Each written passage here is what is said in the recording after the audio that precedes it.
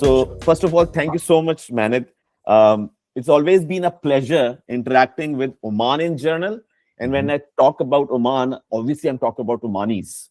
And my heart goes to the Omanis because whoever I interact with in Oman, it always gives me this warm feeling everywhere.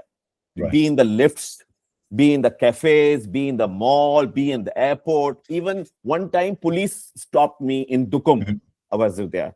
And they were like young kids, came out smiling. Oh, what you guys doing in Dukum and stuff like that. And we had a little chat and then they walked away. So this is the experience which I have got from Oman. And this is the reason why I'm so much in love with this place because of their people. So Muhannad is, I think representing the same thing. I've interacted with him quite a few times, obviously, through WhatsApp, but in person, I met him as well.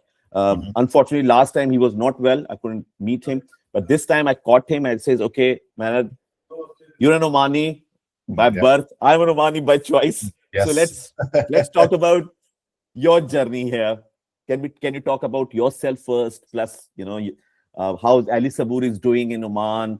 What are the future project? What do you think that what value you are adding, in Oman and such a flagship project, the project of the future, which is Sultan Haitham City. So now I'm gonna stop because I think I'm talking a lot. I'm gonna stop. I'm gonna give this opportunity to Muhannad to start from scratch, introduce yourself, and then introduce 𝐿𝐴, introduce Sultan Haitham, and what is the future. Okay, so let's get right. 100%. So of course, thank you very much, Mohsen, for a great introduction. It's always great meeting with you, whether it's in person, whether it's on a call, whether it's on a... Brother, I'm just a reflector. I'm just reflecting. I'm not creating anything by myself. This is the thing. I'm not a stranger in Oman. It's been 14 years. I first came to Oman in 2012. I'm still amazed by the mystery of the people and the places. So it's nothing. I said, oh, this is like first time I met you and I don't know how the relationship will go. It's been 14 years. So it's a very genuine feeling which I carry for Oman. So please go ahead. No, see, like, thank you for your very kind words, Mohsen. Like, end of the day, like you said, you're Omani by choice. It's nice to hear such a thing, and because what gets you to such a feeling is when you go to a country and you feel like you're home, right? So you said you've been here, past, close to 15 years now, and you already feel like it's home, so like Oman gives you that feeling, which is very nice, I would say. As soon as you arrive at the airport, as soon as you lay your foot in Oman, arrive at the airport, and you start to see the way you are treated, whatever nationality you're coming from, right? The way you're treated from the airport, it's something within the culture, in the Omani culture. They always like to welcome someone, whether they know you, they don't know you, but to like everyone is considered a guest, right? So you're in the country, you're a guest, like how can I show you around? What can I do to help you? And you see it from the very slightest things, which is as soon as you leave the airport, of course, you're greeted very well at the airport and so on. As soon as you leave the airport, you go outside, you're looking for a taxi, you get in a taxi and you realize it's from the taxi drivers themselves, very down to earth, of course, all taxi drivers in Oman are Omanis. A bit different than the rest of the Gulf as well. So that already shows you something, which a lot of people get very surprised when they see that, especially a lot usually when they come to visit the Gulf for the first time. They try and make it one trip. So the UAE, Oman, maybe Saudi Arabia, they try to make it one trip, right? So we go visit the UAE, spend a couple of days in UAE. It's amazing. What a city. Dubai, Abu Dhabi, what a city. Done. Okay, we're going to visit Oman for the first time. And then they come to Oman, you get in the taxi and you realize the taxi driver is Omani. Okay, that's a bit surprising, And then he starts communicating with you, starts talking to you and so on. And even though the English is not very strong, usually the taxi drivers, English is not that strong, but he's trying to communicate. He's having a good time communicating with you while he's dropping you to your location.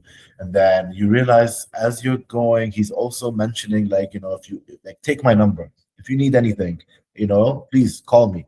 Tomorrow, where do you want to go tomorrow? I can come. I can take you around all day. I'll be with you full day. Just tell me where you want to go. You're like, okay, I don't know where I want to go. He's like, I'll set the plan for you. We'll go to all the touristic areas and so on, which is very, very, very nice. It's something to do with the culture. So that is one thing. Two, of course, Oman being such a very relaxing, chilled country, beautiful sceneries, whether it's the mountains, whether it's the sea, whether it's the old buildings, there's no skyscrapers in Oman, everything is like, maximum of 6-7 floors, so you just always get to see beautiful scenery everywhere you go. And this is only Muscat that I'm speaking about right now. Of course, Oman is huge. We can still move on to Salalah and so on, Nizwa and so on. This is just Muscat right now. So, with that being said, of course, being Omani, very proud to say that, the country has so much to offer to people coming to visit for the first time, which allows them to feel like they're home. I have a lot of friends of mine who have relocated to Oman in terms of work, right? Been here for a couple of years, raised their kids here, put their kids in school, and then today you sit with them and you say, okay, so what's your plan for the future? You're going back, like, what's your retirement plans? They say, no, we're retiring in Oman. We're not going anywhere. Oman is home. My kids are so happy here. My kids feel like they're at home. I feel like I'm at home. I'm retiring here, which is another beautiful thing to hear. So with all of that being said, of course, Oman gradually growing in terms of everything, right? In terms of tourism, in terms of economy, in terms of everything that we can think of. Oman is just growing year by year and gradually growing. I'd like to say, we're very different than our neighboring countries, UAE specifically. Very different, UAE being one of the top cities today, Dubai being the top city today in the world, no doubt. But very different than that, so people do ask, are you going in the direction of Dubai? No, we are not going in the direction of Dubai. We learn a lot from Dubai, as the whole world should learn from them. They're very fast paced and so on. But no, that's not the direction we're trying to go. We're trying to go in a very different direction. We are gradually growing, which in my preference, or in my opinion, of course, that's the safer way. We want to think about it in a chart type of way, right? Gradually is always a safer way rather than, going up so fast. There's always a drop in the end. No blips. Exactly. Whatever goes up fast comes down fast. Yeah, absolutely. Absolutely. So change is good if it's slow. 100%. 100%. Stable. Slow growth. So which is the safer way of going. So Oman for the past, the previous Sultan Qaboos, he had passed in 2020. He had ruled Oman for 50 years. The only ruler in the world actually to rule for that many years, 50 years, since 1970 when he took over. A young man at the age of 30 took over in 1970, built the country to something that is just unbelievable. What it is today, something beautiful. We're so happy, being Omani, so happy and proud to say, like, look at where we are today. What a country. Beautiful country, strong relations with every country in the world, which is what his plan was, right? His plan, he was a politician, he was a military man. So his plan was, build the country, strong base and strong relations with everyone. So with that being said, of course, today, that allows us to be very comfortable with where the world is going today, which is unfortunately not in a very good direction. So we're proud to say that, we are in the safe zone. That is one. Two, when we are welcoming all the different nationalities, to Oman, they start to realize it as well. Like, wow, like, where, this is the safe zone. This is where I want to settle. This is where I want to raise my kids, religious wise, I would like to add one thing here. Yeah. Currently, when we look at the overall political scenario in the world, and even in your region as well, the importance of becoming neutral is suddenly become very, very important. Of course. Because people used to look at things like, oh, this market is growing, that market is growing, and this thing happened, that thing happened. Now they do not need to look at that. They need to look at the bigger picture of the political angle. If you don't understand the political angle of a country, that might be a very small span of growth. And then they're going to be down because 100%. Politically they are not being in sync with the whole thing. Of course. Oman is currently showing. People don't think about that, People don't think about, the little political side of a country, right? They only think of the materialistic side, right? That's it. But the political side, like you never know what will happen in the world, Unfortunately, look at today, all the different countries, and the problems that they're having with each other from country to country. We don't really like to speak of such things, but like, the day is there. You never know when another war is coming or whatever it is. And it's happening, right in front of our eyes. We're looking at it every single day. So that little political strength that a country has, having such good relations with everyone, makes you feel, oh, wow, we are in a safe place. There are no skeletons in the cupboard. At all. In Oman, there is no skeletons in the cupboard. You will not find anything online or anywhere which will tell you that, oh, there could be a problem for Oman in the future. So this is a sort of a diplomacy which Sultan Qaboos established in this region for 50 years. And the region is equivalent to what? Conflict. When you talk about Middle East, you talk about conflict. But unfortunately, when you talk about Oman, the conflict is nowhere near. No, nothing at all. Nothing. What conflict? I don't understand this word. Exactly.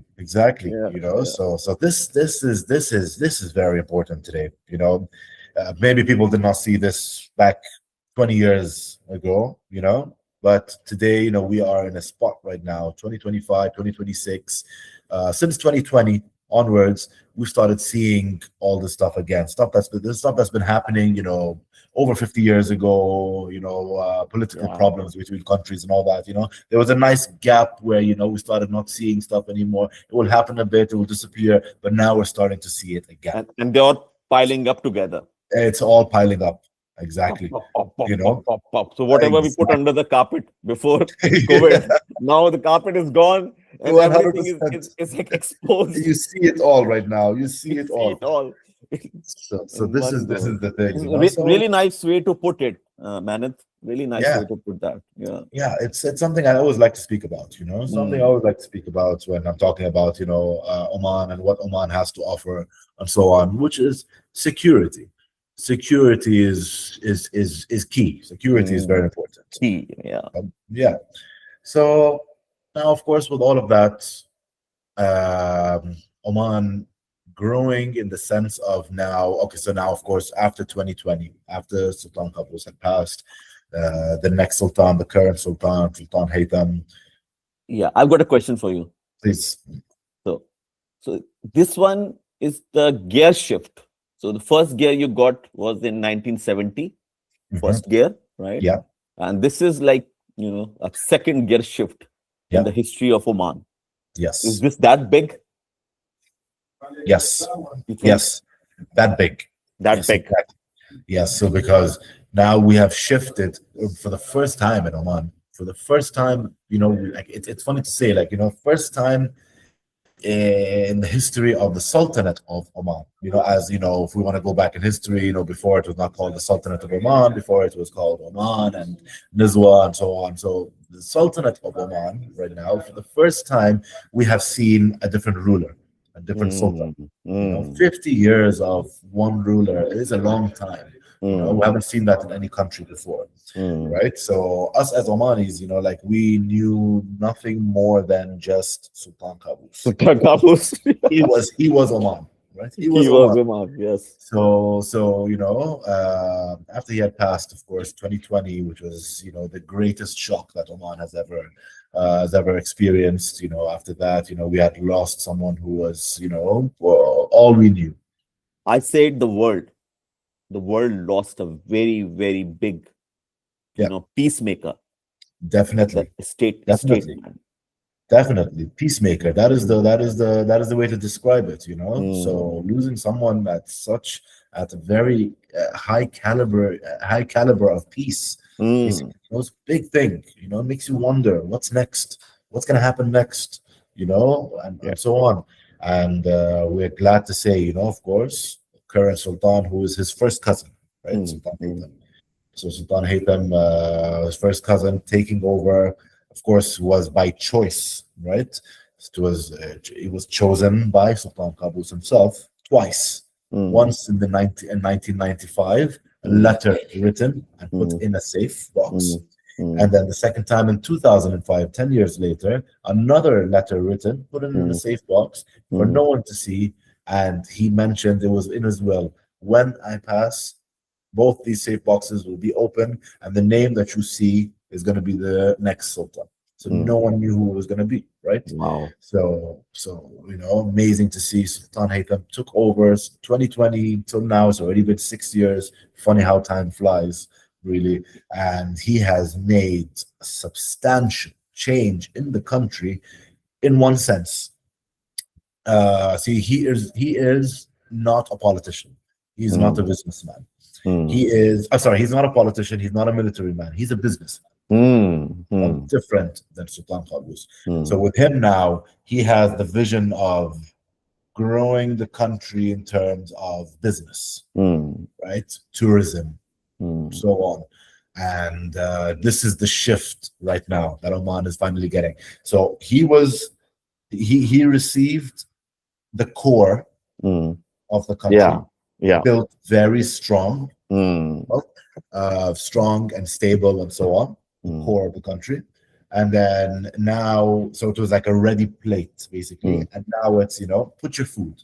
Put your food on the plate. Very good analogy. So now it's for him to start growing the country in terms of tourism and so on, which is he has paid so much attention to. So 6 years already right now. The change that he has made, the amount of tourism that he has already brought in. I'll tell you a fact from 2025, since we have now finished 2025, entered into 2026. A fact of 2025. So basically, a fact literally of 2025, the whole year of 2025, Oman had close to 4 million tourists in Oman just in 2025. Oman's economy, Oman's population itself is around just below 5 million. So tourists that have come into Oman in 2025 was 3.95, I think, right on the 4 million, which is the most Oman has ever seen, basically. Huge, to 4 million tourists come to the country in a single year. So that being said, of course, I know a couple of hotel owners that I've sat with, just a couple of months ago, towards the end of the year, and I was sitting last week. So how's the hotel doing? And they are telling me, for the first time, we are at 100% capacity. Wow, it's amazing, amazing to hear as well. 100% capacity. I'm like, wow, that is. He's like, yeah, they're like, we have not seen these numbers in a long time. 100% capacity. It's amazing. That's so good. So basically, tourism has changed so much. People started noticing Oman around the world. They started understanding or started hearing about Oman and saying, okay, we want to go and have a visit. We know nothing about the country, but we want to go and visit. See what it's all about. They come, they visit, they see, they leave, they say, wow, like, I want to go back.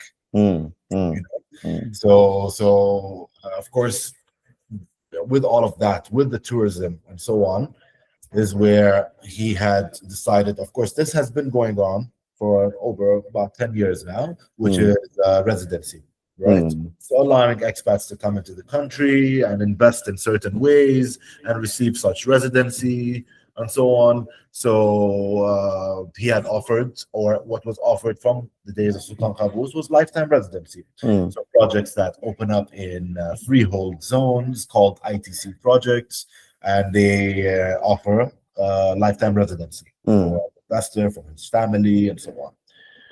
So with that, of course, came, which is, for the past 2 years, which has been announced, that there will be a brand new city in Oman that sounds like a city that was there since the 70s, which is called, since the 70s, there was a city that was established called Sultan Qaboos city, Medina Sultan Qaboos, the name of the Sultan. That was a flat surface in the 70s. Today, there is no single land left. 100%.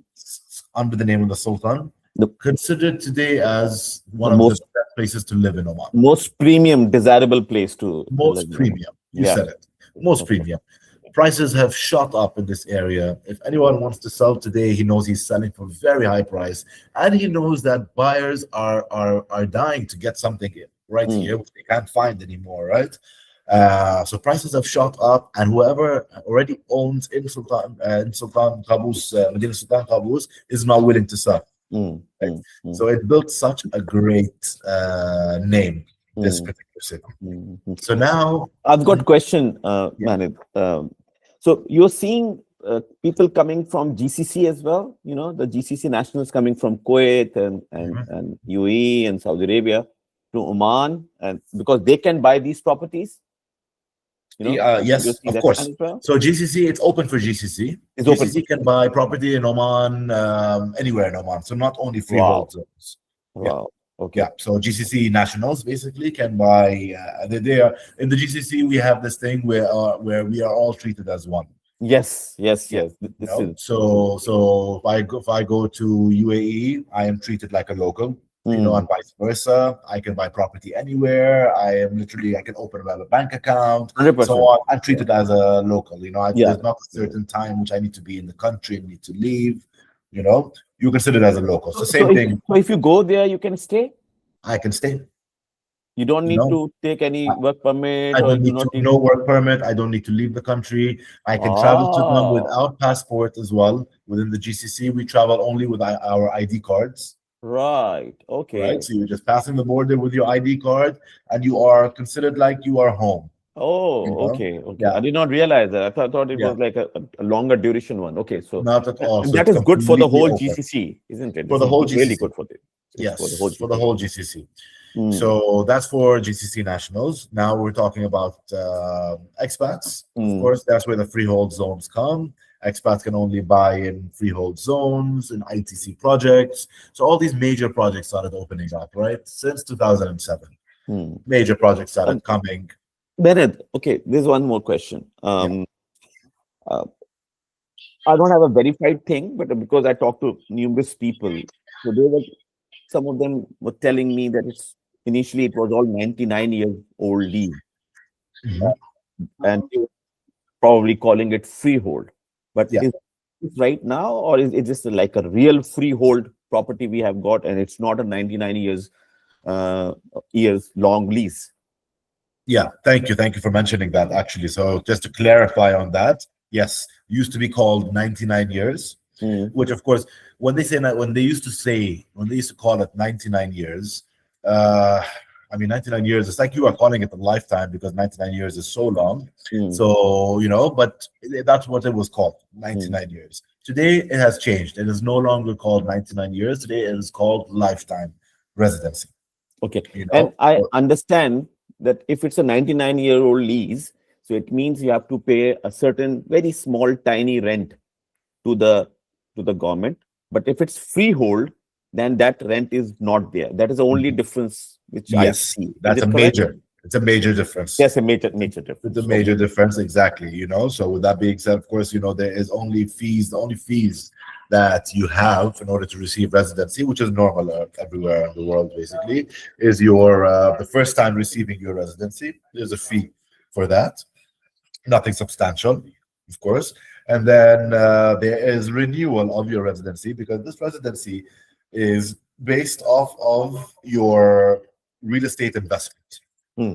So you're buying in such projects, you are investing in such projects, buying yourself a unit, and you're receiving lifetime residency based on that unit, based on the ownership of the unit.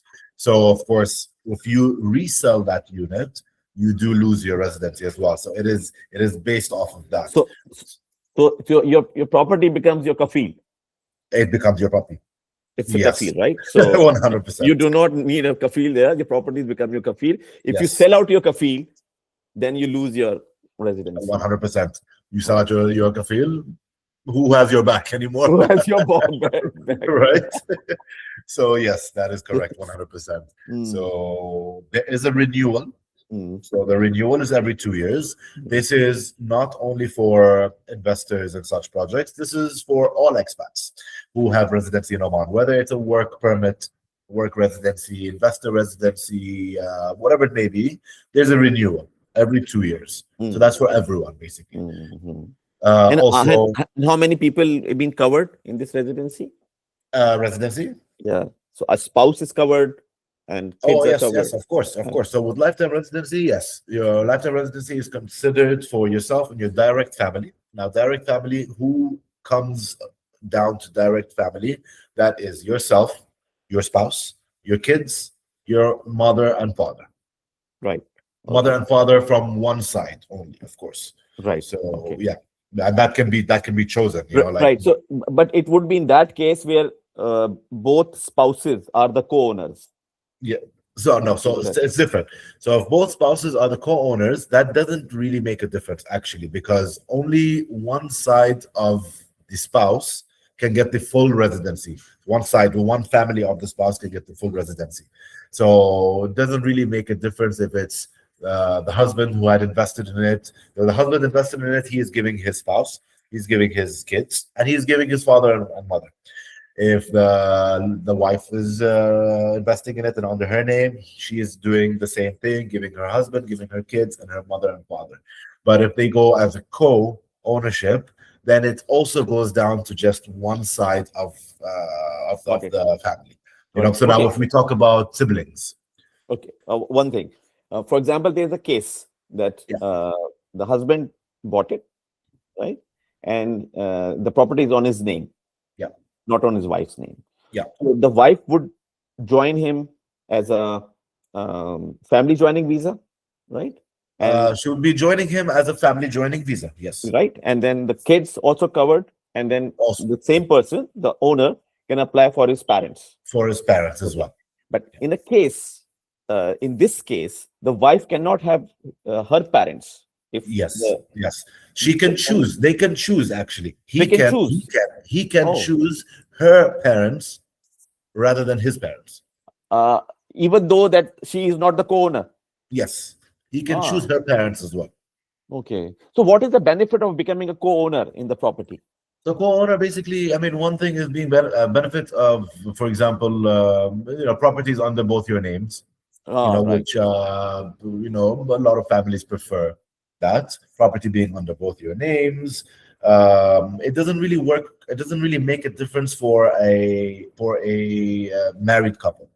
It makes a difference more for siblings. It makes a difference more for for siblings. I mean, for friends. Okay, friends who want to invest, that's a different case.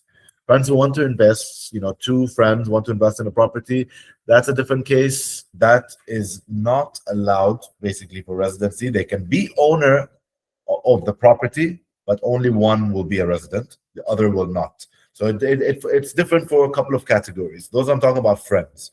Siblings is allowed. Both siblings can be owners. Both siblings, of course, as they are siblings, they will give their family and so on. But so both siblings can have the not for no. When I say their family, I meant their siblings. They are not married. So they will both give, of course, their parents. They will give themselves and their parents, right? Right. Those are their parents. But once one gets married, once one gets married, only one, or if they both get married, only one of them can Got give it. his family. They choose between So the they two. become friend after Yes. becoming married. Yes. So Only one they the choose friends between rules the apply. two. Which Only one one family gives can his get family. the residence. The other one cannot. If they chose this side to give his family, the other one cannot give his family. But of course, he's still a resident. It's a 'Cause he very is smart the owner. move, because I think Yeah. this is the way they would like to keep it, that it's a family thing, Mhm. right? And so Yeah. one family can only have one property. So Yeah. if you want more, then you can buy more properties, Then you should buy another property and another so property. on. Plus, at the same time, you know that it is like your parents are covered, Yeah, of course. Of right? course. That's Your a kids very important part. are you covered. know? Plus, I understand that you can also get a domestic worker visa as well with this. Yes. So with the residency, there's benefits with it. One of the benefits, or one of the main benefits of it, is basically